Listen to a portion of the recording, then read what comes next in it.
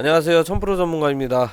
오늘도 비트코인 시세 흐름에 대해서 알아보도록 할 텐데, 요즘 과대 낙폭 이후에 큰 움직임은 많이 없는 그런 상황입니다. 그래도 악재 투성이긴 하지만 그 악재 투성에서도 호재가 하나씩 이렇게 피어나면서 이제 큰 움직임이 이제 나와주고 있는데, 오늘은 셀시우스에 관해서 이제 한번 알아보도록 하겠습니다. 물론 이제 지난 6월 달을 살펴봤을 때 셀시우스와 다른 이제 기타 업체들의 이제 악재겠죠. 파산 업체들이 나오면서 이러한 재료들이 악재로 반영이 되고 이제 크게 비트코인들이 이제 하락이 나와줬었는데, 오늘 날짜가 이제 2022년도 7월 5일입니다. 셀시우스 관련해 가지고 큰 호재가 있기 때문에 한번 이야기를 진행을 해보도록 하겠습니다. 셀시우스를 한번 살펴본다라고 가정을 하면, 검색해서도 이제 우리가 이제 구글링에서 이제 검색을 해서도 이제 나오겠지만, 파산업체 속출, 뭐 인출 중단, 뭐 안 좋은 것만 이렇게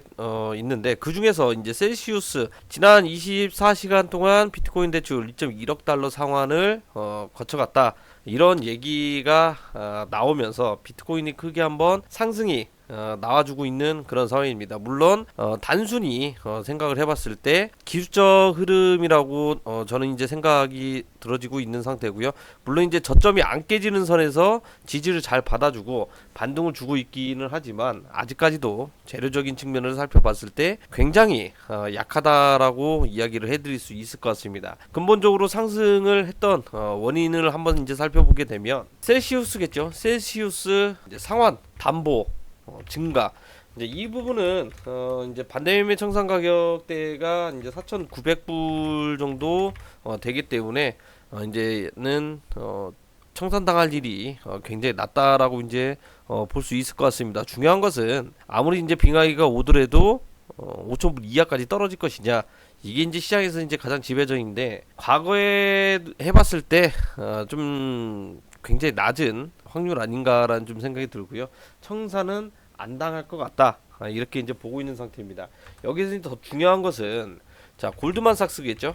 자, 골드만삭스가 눈독을 들이고 있었던 상황이었습니다. 파산 절차가 들어가게 된다 그러면 골드만삭스가 모든 부채를 떠안고 인수를 하려고 했었는데, 갑자기 무슨 바람이 들었는지, 돈 찍어내는 기회가 있었는지는 모르겠지만 셀시우스 쪽에서 지속적으로 상한 담보액을 이렇게 맞추면서 청산 가격이 이제 내려가면서 기사회생을 하고 있다라는 거거든요. 합리적 의심이 드는 게 딱 하나 있는데, 골드만삭스 쪽에서 결국에는 지분 인수를 좀 뒤에서 인수를 하지 않았나 라는 생각이 듭니다. 갑자기 상환 금액이 이렇게 나올 정도면 누군가가 도와줬기 때문에 돈이 생겼다라고 이제 보시면 좋을 것 같은데, 그 이면에는 골드만삭스가 좀 입김이 작용된 거 아닌가라는 좀 생각이 많이 들고 있는 그런 상황이고요.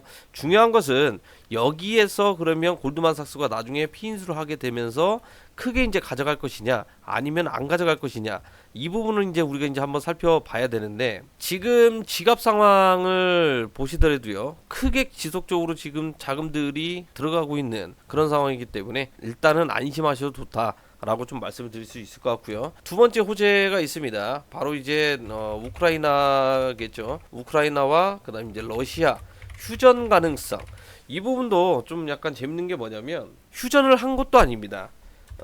돈바스 지역이겠죠. 돈바스 지역 거의 이제 70% 이제 장악을 한 상태에서 미국 이제 CNN 뉴스가 나왔습니다.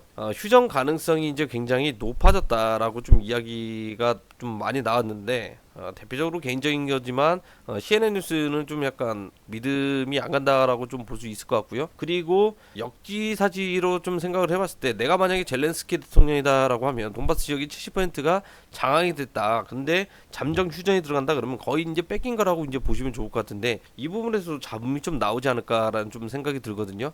고로 결국에는 비트코인 이런 호재 때문에 크게 이제 주식 시장도 지금 현재 어느 정도 반등이 나와주고 있는 상태고, 그 다음에 코인 시장도 반등이 나와주고 있는 그런 상황인데, 직접적으로 이제 러시아 대통령 이제 푸틴 대통령이 이제 휴전을 좀 하겠다 라고 이제 하더라도 젤렌스키 대통령이 이 부분을 수용을 할지도 우리가 이제 면밀히 지켜봐야 된다라는 거거든요. 그러면 이 구간에서 이제 우리가 살펴봤을 때 이 저점 구간이 있는 상태죠. 단기적으로 이제 저점을 높이면서 추세적으로 우상향을 하고 있는 상황인데 이 부분에서 지금 현재 가장 두꺼운 매물대가 집중이 되고 있는 그런 상황이기 때문에 오히려 올라가기는 하겠지만 상당히 제한적일 것이다라고 좀 말씀을 드릴 수 있을 것 같습니다. 이 말은 곧 뭐냐?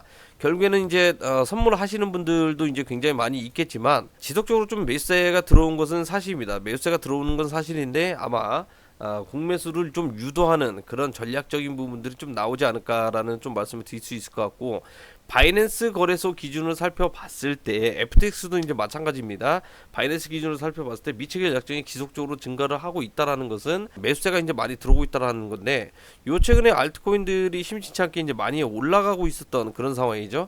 알트코인들 좀 약간 소위 말하면 이제 설거지 끝나고 나서 비트코인 흡성이 어느 정도 이제 나와준다라고 가정을 하면 저 가격대겠죠. 21,500불과 22,000불 이 가격대를 강하게 뚫어내는 상승 모멘텀이 나와줄 수 있다. 그러면 거의 28,000불까지는 매물대가 없기 때문에 다이렉트로 이제 올라가신다고 볼 수 있을 것 같고요. 여기에서 제동이 걸린다 그러면 21,500불이나 최대 22,000불까지 올라갔다가 수급적인 부분들이 만약에 꼬이게 된다 그러면 다시 한 번 더 저점을 깨러 갈 가능성이 있기 때문에 충분히 대응을 가지고 하시면 좋을 것 같습니다. 이번에는 18년도도 그랬고 그 다음에 20년도에도 그랬습니다. 가격이 올라간다고 해가지고 너나 나나 할 거 없이 포모 현상을 일으키면서 지속적인 이제 매수를 하려고 하지 말고 오히려 한 단계 더 거쳐가면서 좀 더 면밀한 대응 전략을 가지고 운용을 하시면 좋을 것 같습니다. 앞으로는 제가 이렇게